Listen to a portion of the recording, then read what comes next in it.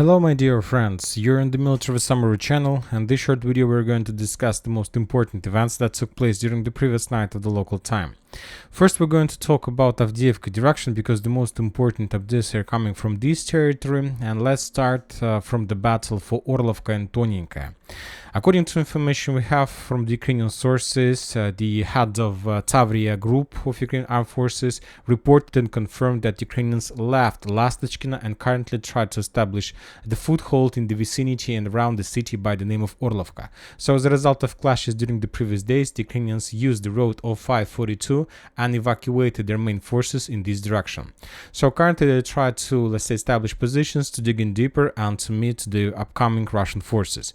As you know, according to information received over the internet, most of the mappers shows that the Russians are planning to attack the Ukrainians in direction of Orlovka from the south along the same road of 542, and obviously the Russians will try to attack, and according to most of the mappers, the Russians are going to attack after they finish with Tonyinka from the south.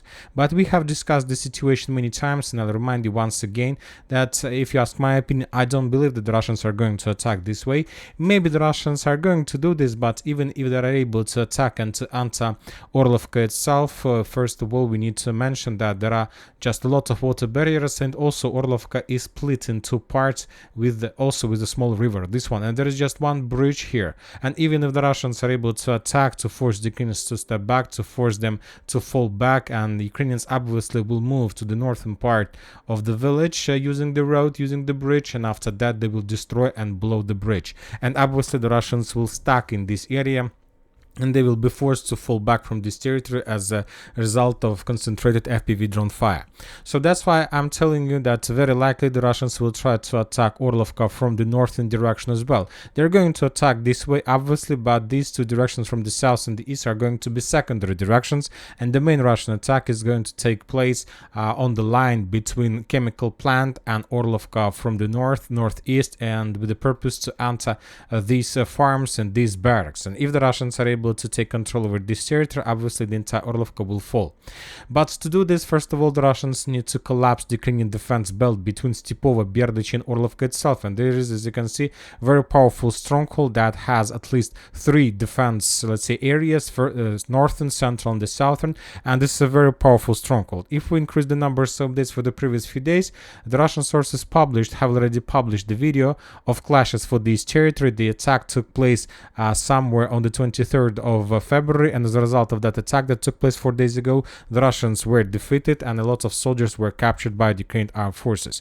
Maybe the Russians managed to establish some foothold and to force the Ukrainians to fall back to the northern part of this stronghold, but anyway we still haven't received any geolocations.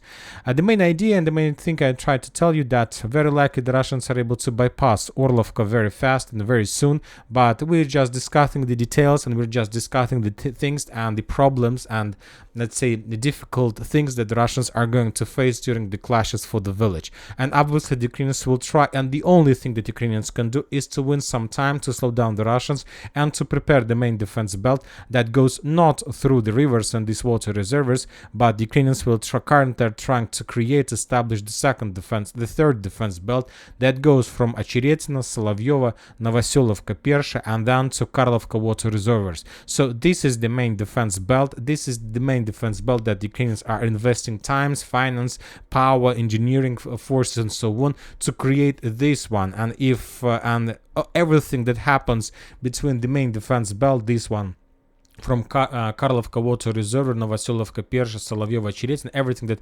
happens between this line and Avdiivka is just something from the Ukrainian side with the purpose to win some time, to win additional day, additional week, maybe months, but very unlikely the Ukrainians are able to win additional months during the battle for these territories. Furthermore, the Russians, according to some mappers, managed to establish control over the tree lines and fortifications to the northwest of Stepova, and according to some updates, they have established control control over these trenches, and the Russians managed to get as close as possible to Berdychi. According to some updates, the Ukrainians have already left a few buildings on the eastern outskirts of the village, and they moved to the central part of the settlement. So very likely today we're going to receive first updates of clashes from the Russian side and the Ukrainian forces on the northeastern outskirts of the village by the name of Berdychi. So basically for this part. So we'll see, very interesting, and what the Russians are planning to do in this direction we will find out probably during today and tomorrow, and by the end of this week everything will be obviously let's say become clear to us. Interesting details I would like to discuss with you about the area between Severная, Тоненькая, let's say Первомайская, Nitailova, Nivolskaya. From this territory, according to information we have, according to some mappers, the Russians have already established control over additional 3 lines, and currently this approximately, let's say, 100% confirmed control of the armed force of Russian Federation. Another interesting source from the ground, journalist Marat Khairulin, reported that currently the Ukrainians concentrated around 2,000 soldiers in the fields between Первомайская and Tonnenka. So I will add this area to map. So according to Russian sources, on this territory the Ukrainians concentrated around 2,000 soldiers, and this is obviously a significant number of forces, and this is exactly the things, and this is exactly the area that the Russians will try to clear and to force the Ukrainians to step back for many reasons. First of all, there are significant number of forces, as we just discussed, and the second reason is that this area is under the open air, under the sky, open field, so there will be no problems for the Russians to attack, to bomb this territory, and to move further with the purpose to force the Ukrainians to fall back. And according to that journalist, the Ukrainians are not going to hold this territory, and the reason of that is that because of they lose the stronghold in Severna and obviously about to lose the stronghold in Tonnenka, and without big strongholds the Ukrainians don't have possibilities to control short, small strongholds between the fields. And of course, this possible progress of the armed force of Russian Federation will allow them to enter the operational space and to start increase the pressure towards the villages by the name of course, Yasnobrodovka, this one, and basically the Russians, by attacking in this direction, will be able to reach the southern flank of the main defense belt between Karlovka Water Reservoir, Achiryatina line, and of course the Russians from the same line will increase the pressure and will increase the risk of the armed forces of Ukraine in the direction of Pervomayskaya and Nitailova. And obviously this territory will be captured by the Russians very soon, because everything goes according to plan, and the Russians do need to establish control over Nitailova, Pervomayskaya and Nivolskaya in the very near future, with the purpose to reach the line, probably this line, to the north of Krasnohorivka, and to start storming Krasnohorivka from the north, the city that located, let's say, in the vicinity of Marinka. Because currently, according to information we have, the Russians are storming this territory, and more reliable sources continue confirming information that the Russians have entered the village, and we have the first geolocation from this direction. On this video, we see the Russian soldiers filming the FAB strikes against the Ukrainians in the southern part of Krasnohorivka.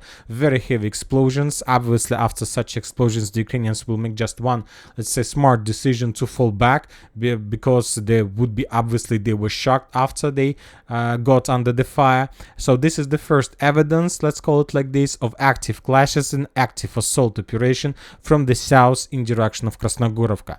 So the thing is, I'm trying to tell you that by the time the Russians reach these railways, obviously they need to have additional progress from the north in direction of Pervomayskaya, Nitailova, Nivolskaya, so to get closer and closer to the stronghold itself. And basically, if we summarize everything, Krasnohorivka currently is the only defense belt, the only stronghold, old stronghold of, let's say, Donetsk direction. So the Russians established control over Marinka, Novomikhailivka is about to fall, Pervomayskaya, the Ukrainians are having significant losses in this area, and this very small village, Avdiivka, has fell a few days ago. So basically Krasnohorivka is the last stronghold, and after this stronghold the Russians probably will start pushing the Ukrainians much more faster in comparison with the current progress. Now we are moving to the south, Donetsk direction. We continue receiving updates from this territory. During the previous night, the Russians published few videos of Lancet strikes and Krasnohorivka strikes. As a result of those attacks, the Ukrainians lost few artillery systems. For example, on this video, we can see how the Russians managed to discover the Polish artillery self-propelled howitzer Krab that was destroyed as a result of Russian Krasnohorivka hit. A little bit further to Maximilianovka, we can see how the Russians were bombing and attacking Ukrainian positions with, let's say, Krasnohorivka, and as a result of another strike, a small local ammo depot was destroyed. In the vicinity from Novomikhailivka, we haven't received anything, any updates, so we'll keep waiting to get some additional progress of the armed forces of Russian Federation in the village. Now we are moving to the north in direction of Ivanovska. We have additional updates from the territory. The Russians published the first videos of prisoners of war that were captured by the Russians during the clashes for these three lines. Furthermore, additional Russian sources reported of some progress along Sadova Street, not the Russian sources but neutral sources. I'm talking about Syriac.